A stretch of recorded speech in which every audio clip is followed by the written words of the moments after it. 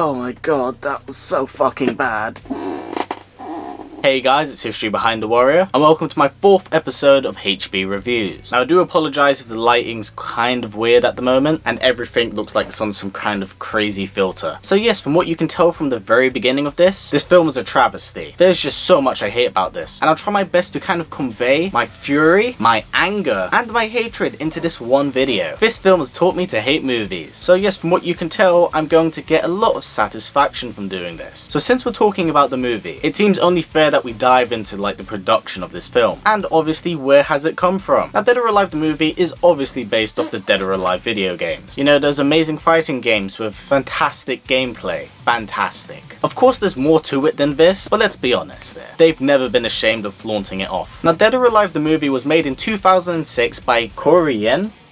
Now for those of you who don't know the director, he's actually worked on some pretty big movies. He's worked on X-Men, Kiss of the Dragon, and even The Expendables up to a certain extent. So yeah, this guy has some credibility to his name. So why does he fuck it up so badly? Now the directing in this film is not the only problem here. The writing is pretty bad, with characters being extremely unlikable, as the script was in fact made by 3 different people, and it seems like every single one of them were on a different page. So as you would expect, the outcome is a mess. Now I'm going to be completely honest there. I don't know a single thing about the Dead or Alive franchise. Outside of its spin-off games and its normal games, I've never really kind of dived into it. So I do apologise for anyone who's a fan of this series if I miss like an Easter egg or a reference to something, because it is at this point for me just blissful ignorance. Anyway, let's talk about the movie embodiment of hepatitis B. I mean Dead or Alive the movie. Yeah, Dead or Alive the movie. Now the movie opens up and at first you think it's going to be like a CGI animated movie, which would be very impressive. But no, it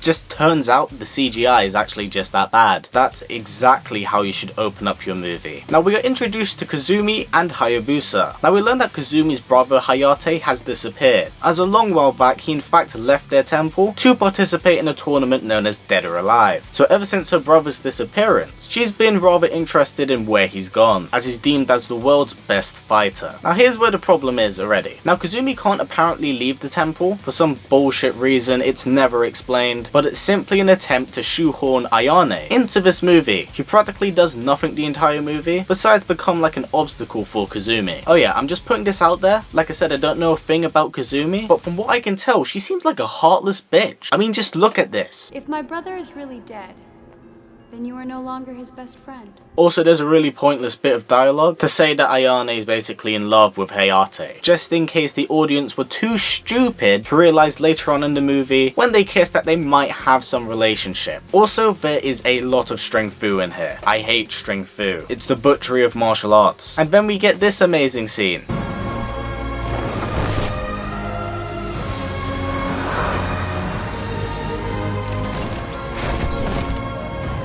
This is awful. Now out of nowhere she's jumping off the building and she's given an invite to the Dead or Alive tournament. And the one thing I don't understand, and this happens 3 times might I add, including this one, who the fuck throws it? Why is this deemed as normal? It literally comes out of nowhere. It is stupid. Then out of nowhere, porno shop. Yes, we are now introduced to Tina Armstrong, who's played by an actual decent actor. So knowing her reputation should do a pretty good job of portraying her. Not that I really know much about the character anyway. Now we're also given her motivation to participate in it, and it's the fact that she wants to have more validation as a fighter because she was a wrestler. So she kind of wants to show off that, hey, it's not completely fake, which is a pretty good reason to enter the tournament. Now while she's on her yacht pretty much doing nothing, she's attacked by pirates. And oh wait, it's a guy who acted as Liu Kang. It's great to see that when Liu Kang died in game that this actor's career died at the same time.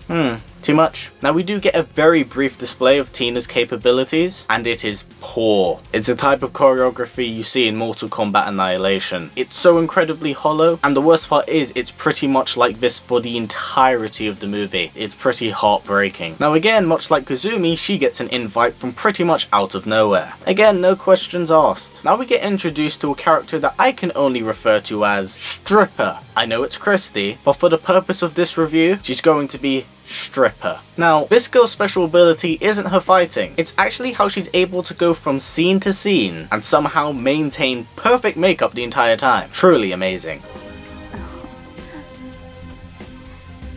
Oh my fucking god. YouTube's gonna take my channel down for this. Now she's getting arrested or something at this point for stealing some money, and she asks the officer to hand her bra. Now here's a fun questionnaire for you guys. Why did Christy get her bra handed to her with a gun? Is it A, to give her a gun for the scene? B, give her a gun for the scene? Or C, the two above? Here's a heads up as well, the Foley in this film is awful. Christy somehow has like whip effects on her legs or something, like she's a goddamn toy, and she manages to escape her apartment, and yeah, as you would expect, she gets a Dead or Alive tournament invite. Here's a little fun fact for you. She changes eyeshadow from that scene and in the scene here. That scene is pretty much 2 minutes away from each other. Go figure. We then cut to a plane where we see all of the main characters in the film, and we see that Hayabusa's there, so you know, I'm pretty happy in that because he's actually the best part of this movie. Now we are also sadly introduced to a character that I can only refer to as the cringe, because every scene he's in makes me feel extremely uncomfortable, and out of most films I've ever seen, he's the only person that's made me feel physically uncomfortable in my own home. Now our main cast of women arrive at the Dead or Alive island, and they have this really dumb scene where they kind of work together because girl power. It's absolutely pointless and it's actually really stupid, and to be honest, the entire thing is arse. And talking about arses, look at this amazing wire work. We're then introduced to the obvious bad guy, Donovan, and he kind of explains the rules to them, in which it works much like a tournament and they have brackets and stuff, except these fights can pretty much take place anywhere, so it's not like it's going on in really a controlled environment. Oh great, we're introduced to another uncomfortable character. I'm calling him Stalker, because the entire film he pretty much eyeballs Helena in such a way that I am physically uncomfortable. Well done movie. And we pretty much get the worst shot of the entire film. Don't worry, we'll get to that. Now of course we get a fighting montage, and like I mentioned earlier, the best part about it is Hayabusa. It's really cool to watch him use some nunchucks, and I hope you really did enjoy it, because you aren't going to see those for the rest of the movie now. They were pretty much like, hey, wave these about, this looks really cool, and out of nowhere, arse shot, it has got Dead or Alive on the tin. Now people start fighting and people start getting eliminated, with obviously like the main characters advancing to the upper bracket. Now we get an extremely pointless flashback here, and this is pretty much only done to kind of show like, oh, Hayate, he's amazing. It's not really that cool. If anything, it looks really stupid. Now after this flashback, Kazumi confronts Donovan and begins questioning him about her brother's whereabouts, and pretty much lies to her and says that Leon had killed him, despite knowing that it's obviously a lie. She does nothing. Now she does fight Leon, who's apparently like a toy. I wasn't kidding when I said the Foley in this film was bad. We also get this film's attempt at humor, which is apparently very bad lesbian jokes. Oh my god. No, Dad, she's just another fighter. We're just sleeping together. And Visham.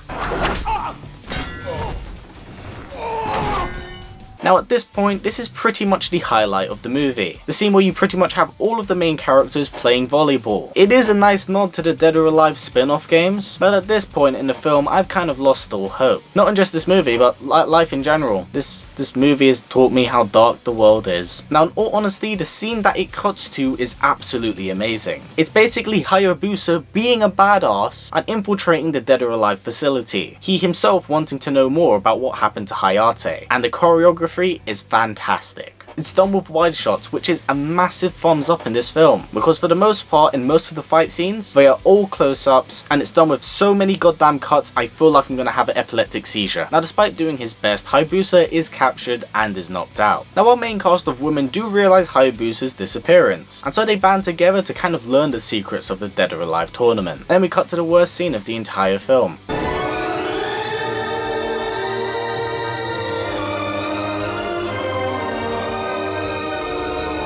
I did not edit a second of that. That's what it actually looks like. Now we do get a little bit of a fighting sequence, and Tina's fighting the cringe guy, and it's one of the worst fight scenes of the entire film. So many cuts, and this stupid use of fucking Foley. I just don't care anymore.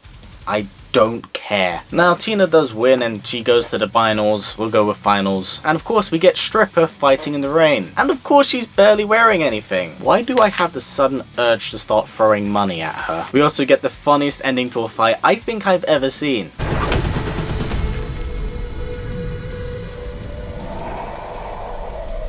So now, out of nowhere, Creeper opens up to Helena and informs her about Donovan's evil doings and how he was responsible for killing her father, because apparently her father used to host the Dead or Alive tournaments before Donovan. He also tells her that this is all part of Donovan's plan, and he was aware of his involvement in her father's death. So by him doing nothing, he was pretty much just as guilty as Donovan is. The best part is that he worked for Donovan despite knowing this information, and Donovan pretty much used him the entire time up to now. God, this character is so stupid. So stupid. Yes, you are. Now, our heroines are captured, and are put inside things that I can only refer to as tanning booths. Modified tanning booths. It looks really dumb. Now, whilst they are captured, Helena goes in like this crazy little fight scene, battling like a bunch of guards on the island with swords, and apparently she killed some of them, and not a single bit of blood is dropped the entire time. It makes me laugh that they can have arse shots everywhere, but a little bit of blood, oh, that's way too far. Now, everyone wakes up in their tanning booths, and Hayabusa is understandably shocked to see Kazumi there. But Kazumi,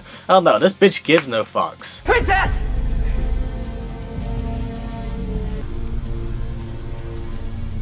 That is her facial expression for at least 100% of the entire movie. She's like the most bland character ever. Either that or this girl can most likely not fucking act to save her life. This is where I'm getting slightly agitated. Now, we've finally explained Donovan's plan. It's something involving nanomachines and apparently how we can sap all of their power, and it's dumb. It's super fucking dumb. Now, he doesn't inject this energy into himself, but into an item. An item he can wear, and it could have been anything. So what does he choose it to be? Glasses. You know, type of things that can easily fall off your face. I told you we were in for a shit show. Now, we are once again reintroduced to Hayate, who for some reason has pretty much been shaven bald. Now, he goes one-on-one against Donovan, and is defeated by getting kicked through a wall, in which he seems to be plummeting to his death, until Ayane pretty much interferes out of nowhere, and pretty much shows us that physics don't mean a fucking thing here. Now, we do get the final fight against Donovan, and it's where our female heroes finally come together to defeat him, with disappointing choreography. Now, this fight goes about as well as you'd expect a fight against someone who wears glasses would go, and they fucking fall off. I would love to see their brainstorming for the item that he could have worn. Why glasses? Glasses of all things. And there's a massive explosion and Donovan is killed, and pretty much it's a happy ending. Except for me, because I watched this. So yeah, that's it. Like I said, happy ending. And to finish this film off, we get this really unnecessary recap, followed by a really pointless scene of them at Kazumi's temple. It's fucking pointless. So yes, that's pretty much the entire story of Dead or Alive the movie. The reason why I didn't put a spoiler at the beginning of this is because you shouldn't watch it,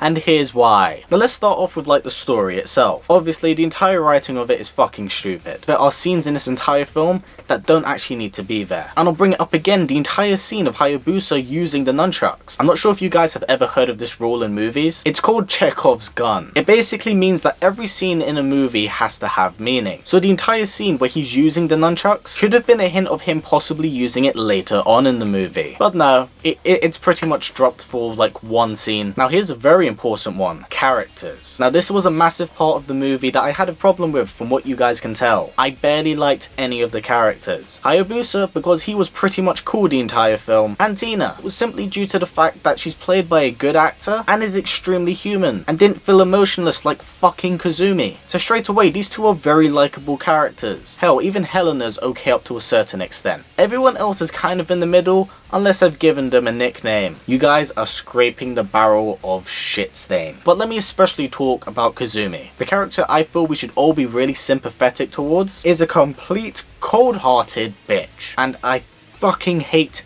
everything about her. You stop acting. Now, in terms of acting, pretty much everyone did an okay job, I would say. Except, guess what?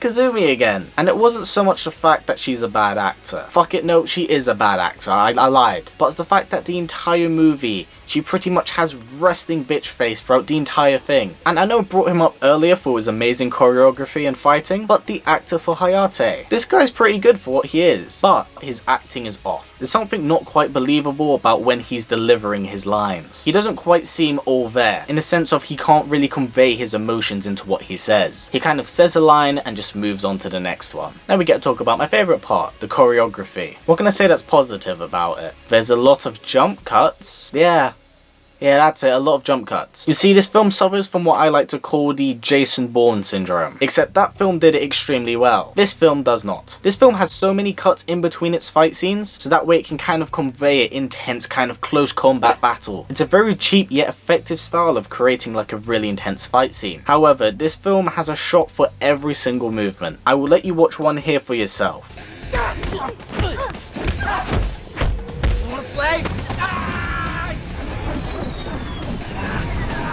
Fucked on, right? So yeah, it's pretty much very underwhelming and very jarring to watch on the eyes. And I just want to say, fuck the Foley in this film. There's so many dumb, unneeded sound effects that were just thrown in here. I can't handle it. I don't know how I watched this film twice. Plus, the CGI from the beginning was pretty bad. Luckily, I think they were very aware of how bad it was and didn't use too much of it. But when it was there, it was just the worst. It was Mortal Kombat Annihilation bad. Everything. And I mean everything is wrong with this movie. It's pointless. I do not know why something like this exists. And although I may not be a fan of the Dead or Alive series, I would say a movie like this would hurt its credibility, even if it is pretty much this for most of it. This film is as bad as Mortal Kombat Annihilation, if not so worse. And I know there's gonna be some people in the comments below saying, oh, it's a Dead or Alive movie. You're not supposed to take it seriously. This film tried taking itself seriously. The thing is, this film doesn't even have the nerve to take itself as tongue-in-cheek. It actually tries to convey an intriguing story, and one that is ultimately extremely poorly done. Hell, I would even go so far to say that something like Studio 4 had handled the Dead or Alive series better than anyone that had touched this movie. Okay, I'm feeling better. I've got the rage out of me a little bit. Now, as movie recommendations go, I will tell every single one of you to 1. Do not watch this movie. 2. If you find any copies of this movie, to burn every single copy. Or 3, and this is optional, if you buy it and then watch it, what I want you to do is get your head and bash it against the nearest wall as hard as you can. Do it numerous times until you forget what happened for the last day, because then you would have forgotten about this fucking movie. So yeah, that's been my review of Dead or Alive the movie. I hope the games are actually better. In fact, you know what? If there are any Dead or Alive fans who are still currently watching this, please let me know in the comments below which game should I actually start on, because I am intrigued by the series. For scientific reasons. But no, honestly, do let me know. Now, as you guys know, we have a new system of kind of finding out which movie we're going to talk about next. I need to give this hat a name, or like find a much more amazing way of doing this. Don't fuck me over, man. Fuck this hat, we're doing it a different way. Now, I'll let you know that I just picked out the hat this movie, which is awful, because I've seen it once before. So now I'm also going to dive in this hat and find a good one. The other one we have here is... there we go. So yes, you guys now have 2 options in the comments below. I will have 2 of my own comments there, one being the Tekken 2009 movie, and the other one being Mortal Kombat Legacy. Depending on which one gets the most thumbs up, will ultimately determine which one I talk about in my next episode. Now, I hope you guys have enjoyed this video. It's been a long one, and please do not watch this movie. Anyway, if possible guys, let's try getting this video to 750 likes. I'd also like to remind you guys that we did a Street Fighter review last time, and the content ID ban that stopped it from being broadcast around the world is now off it. So if you're interested, please hop over and take a look at that. So yeah, this pretty much sums up the review. Now, as always guys, please comment, like, subscribe, and share this video with everyone you know. Please take care, and I will see you all next time.